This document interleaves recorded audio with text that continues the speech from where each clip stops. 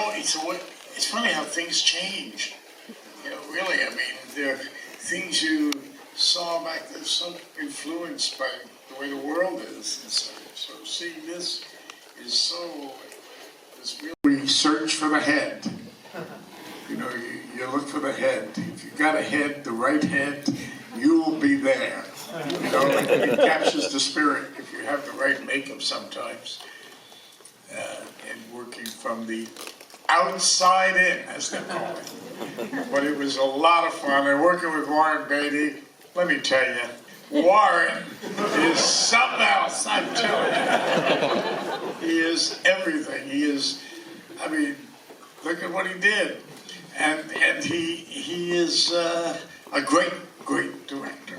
And a great actor, too. I mean, he captured that guy of Dick Tracy. And of all people, Warren is Dick Tracy, you know?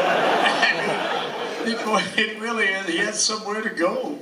And he certainly got there. I really love him. He's a complete friend of mine now. I always.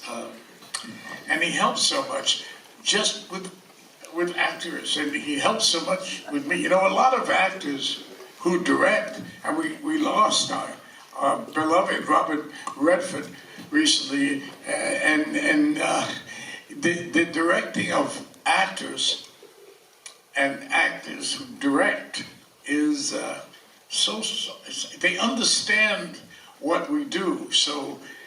And he let me do anything I wanted. I mean, anything. And I sort of did.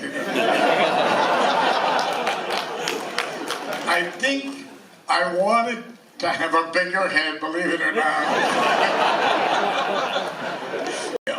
And I was hanging around the streets of New York, you know, and the South Bronx, which is where I come from. I have to say that, you know, that's my beloved, you know, home and origins, where I learned so much about certain things and met such great, crazy people, and lived on and went to New York. I was in New York in the 60s, so it was so much fun. So many things were happening, like now always, you know. But then it was something with the theater. It was like Paris in the early 1900s. The cafes, mother, you walk down the street, you pass Bob Dylan. Nobody knew who he was at that time, you know. Nobody knew who I was, and it was filled with this life. I met Marty Sheen, and Marty Sheen and I lived together.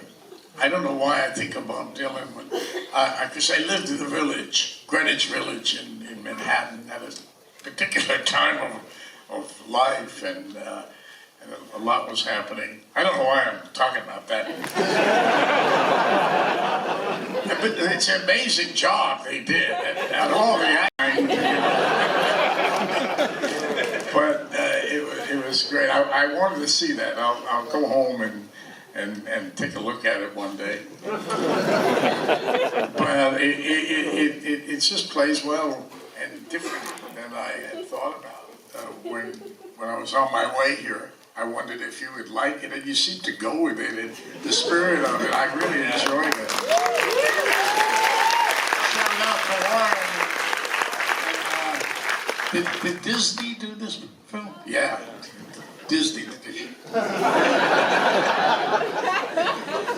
So then I was a comic for a while. You know, Woody Allen was playing the bitter end. I don't know if you've ever heard the bitter end of the bitter end. How could you? How could you really? I'm always the oldest in the room, and just bore people with my oldness, especially by talking about it, using it as an excuse for everything. But I don't know. I'm always good with questions. So anybody has a question? Yes, we are here for you. So let's just jump in. Yeah, right. Let's go right here. What was under that costume besides the facial prosthetics? Was it hard to work? Oh, that's right. Hey, what was under the costume besides the facial prosthetics? I think everything. was there. But I had to put something on because I was going to play this character who was a big boy, and they called him Big Boy because he had certain parts of his body were bigger than others. But I thought, let's really make him big, let's make him really. And then Bavard said, bring it down, a big head or something, big body. But I did put that on, and that was very helpful because it got me to move a certain way, and my legs going. I was able to do those things way back then. And now I've become those things. This was a journey getting up here. I thought, they're gonna put me through this again. We usually talk, if it's a film I made, we usually talk about the things. It's usually different. Somehow this is a little different, but I love talking about that I was a comic. And I was I wanted to be an actor, and I was an actor. I had a friend who was extremely funny with me, and we went through school together, and we had routines we did, and some of them were funny. But I always thought of myself as having that clown part in you, It was great seeing Dustin Hoffman up there, wasn't it? Your first and only movie with him. Your first and only movie with him. First and only movie with him. The first and last time I saw him.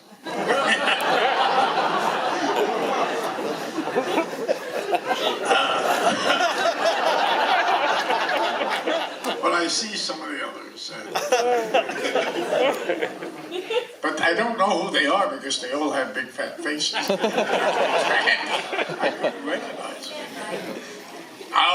Dick Van Dyke, yes, I saw Vic. I really liked him. He was so sweet to me. And I don't know why. I've never seen him again, but he's older than me. That's worth seeing him for. Knock on the door. Hey, man, how does it feel?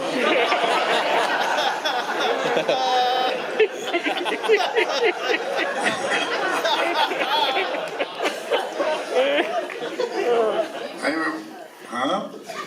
Oh, Jimmy Card was in there too. We blew him up in a car. He's always getting blown up by some car.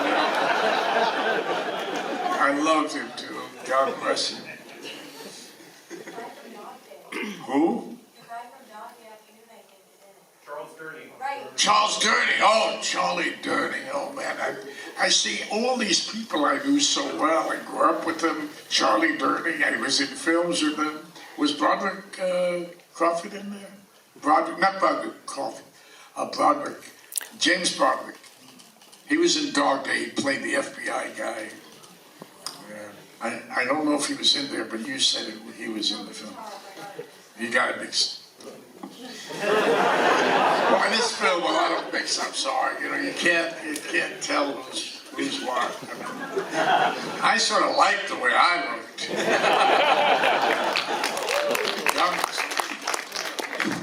What an handsome guy. When you first got into John's brilliant prosthetics and makeup, was there an adjustment period, or were you like, I drove him crazy, of course, but we just kept trying. Right, Johnny? We just kept doing it. No, it was great. It was. It was our birthplace together. He's done a lot of movies with me. He just did King Lear with me. I got a movie coming out with King Lear. So Johnny turned me into some crazy kind of Lear guy. And then that was...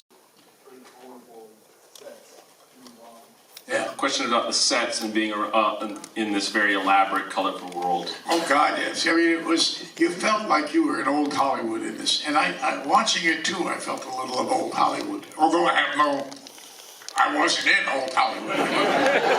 Listen, I want everyone to know that too.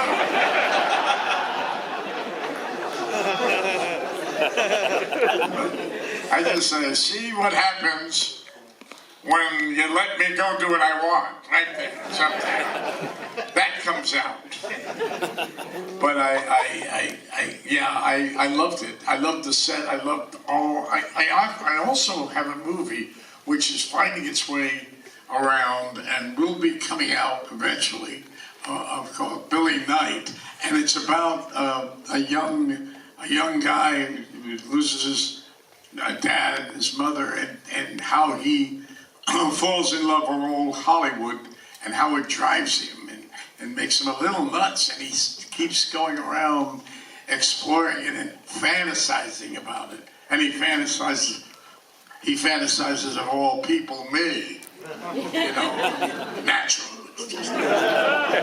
You've been around long enough, you get into people's, not pants, but you get in their shoes. But there he is. It's there. And all that stuff that touches Hollywood, and to think what it was when it was not there, when we didn't have films. I mean, just think about it. I'm not saying it were tough times. No, I don't know, but it was different. Everything was different. Media was not really as prevalent as it is in our world now.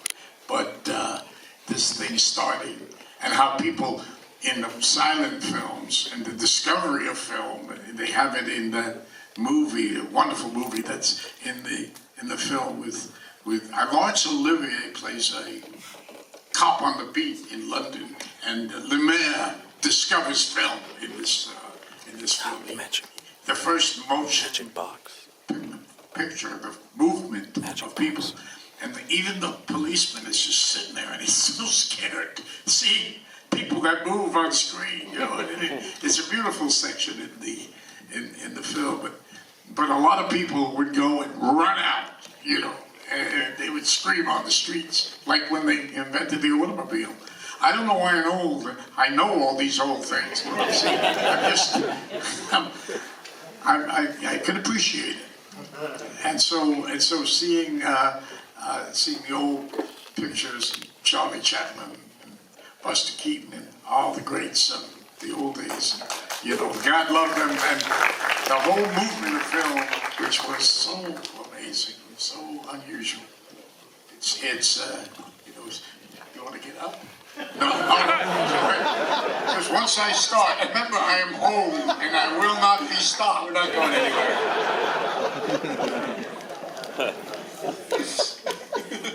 Let's take another question. Yeah, back there. When you were a kid, Dick Tracy was still on the radio, was very prevalent in the newspapers. Was it part of your childhood, or was it more the sense of play that you were getting to play cops and robbers? Yeah, it was the sense of play, and there was radio only, and it was really the Lone Ranger was my thing. I still remember it. Sorry. What do you call those guys that get up there on the stage? Like stand-ups? Yeah, stand-ups. I'm a potential stand-up. Well, on that note, I just want to add, I think some of your lines are ad-libbed, right? Yeah, oh God, I had a couple of my friends feeding me that Nietzsche stuff. I loved my friend Joe Hindy. Give a shout out to Joe Hindy. He and I would go over it, the things we came up with. Couldn't be in the kids' film, I have to say. They were fun. Oh, yes. Do you remember anything you did for your old comedy routine? No. No, I think the only thing I did this comedy thing where I saw, I believe, Sid Caesar, the great Sid Caesar, show of shows, unbelievable. And he does this thing about, he's a phony, this guy. He's not for real. He's really he's a grifter, and he's not out there, and he's trying to. So he does this thing about a snake, And when he talks about that he could take this python snake, this huge snake, and it comes out of the cage and it'll go onto his body, and by certain vibrations in him and his own focus, the snake will go back into the cage. So I did that joke all the time. And what happens finally is the snake won't go back and finally gets and strangles him. Oh, that's not funny, I know. You have to see it. As I was in the middle of this little thing I'm saying, I thought, well, that's not a happy ending. But it was funny because the lights would go out when I say, get this off me, because it's such a boaster. And the snake was not supposed to get out. And the guy who was my partner in comedy is getting really pissed off at me, at the character I'm playing, because this is his first debut as a game show host, and he's falling apart because everything he's doing with me is a mistake. And the dialogue was very funny. We used to do cafes. We did Pacino, and I played all the cafes in the village in the old days. You know, I used to do 16 shows a week. Yeah, and the cat passed the hat around, and they drop somebody in sometimes. That's amazing. I guess they're done with me now. Anything I could give you the alphabet if you wish. Let's go here. We got time for a few more. All right. So, Back there. Yeah. in a gang war between Big Boy's family and the Corleone family. I'm sure there was, before I got in the film. No, I have no idea. I gotta look that up.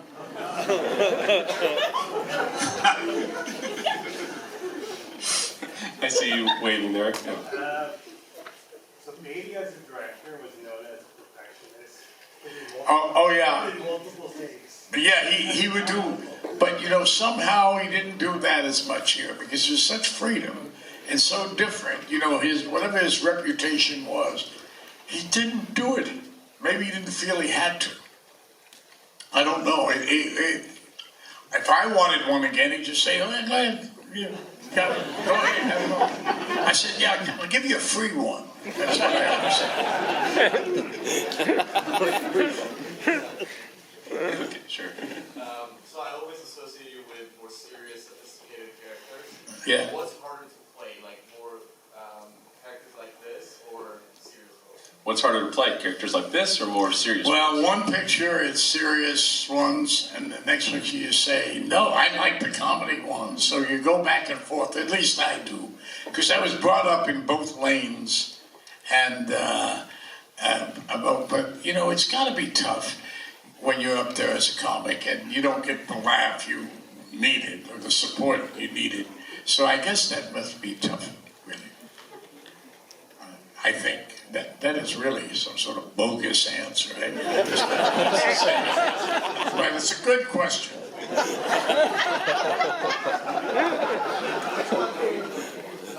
Well, you could tell I was enjoying this. I had a good time. Which is rare for me. But We'll go right there. Yeah. something else happening I don't know about. Someone's going to come out with a birthday cake. Sure. Yeah, Nor's saying he has a question over there. Oh.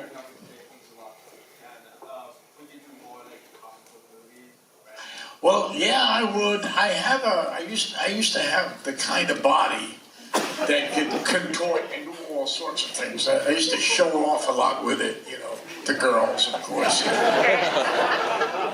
I would do it in comedy.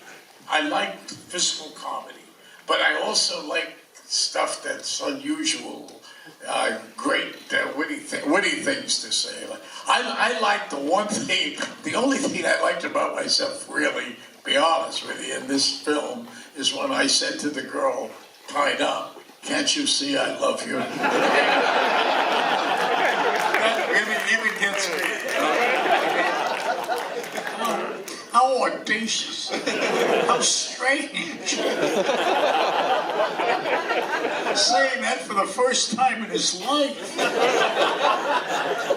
But not the right circumstances. You know, like absolutely off the chart. Was that line ad-libbed, or was that in the script? Any more? There don't seem to be many questions here tonight. All right, I think we got. I want to ask you, you've worked with so many great directors and Yeah. actors. Are there any anecdotes from any particular part of your memory that just really stands For directors? out? Any anecdote from any director that stands out to him right now?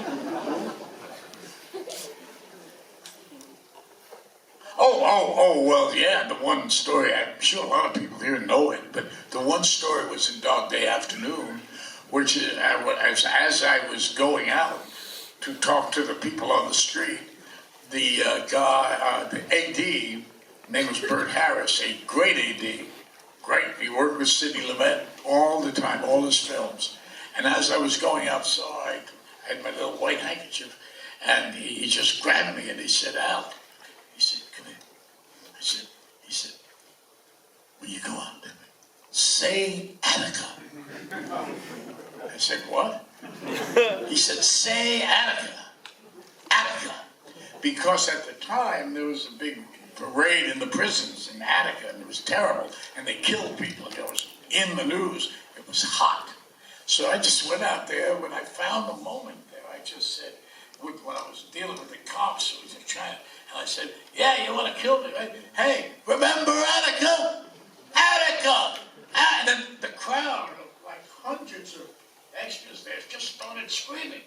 Yeah, that's true, right? And the next thing you know, we were gone. You know? And I think that's one of the great things of filmmaking. You know, if you have that kind of space in front of you, which is really wonderful. And with Sidney Lumet, who just, I mean, that's one of the greatest directors I ever worked with. So, but he just allowed that, and I went out and said it, and it's AD, and it became history.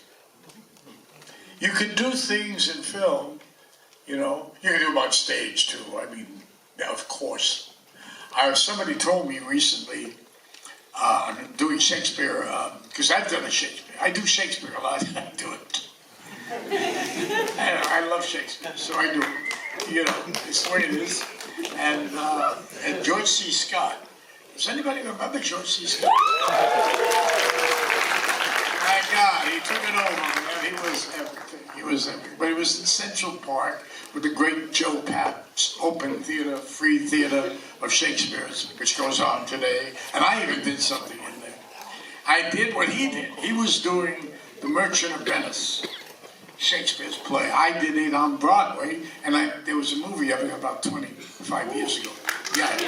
So he's on the stage, George C. Scott. He's going around there, and he's playing the role, and then he just got all of a sudden he just started flipping up his costume, the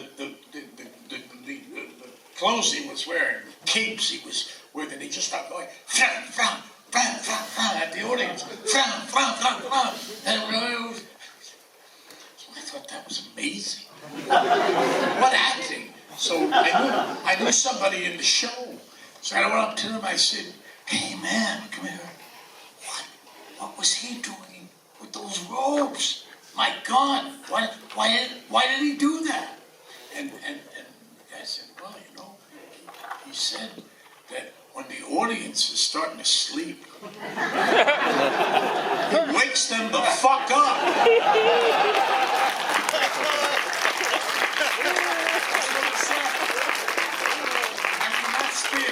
That's live theater, so I guess Attica was waking him up. Great stuff. Well, Al, we're out of time, but it is just always such a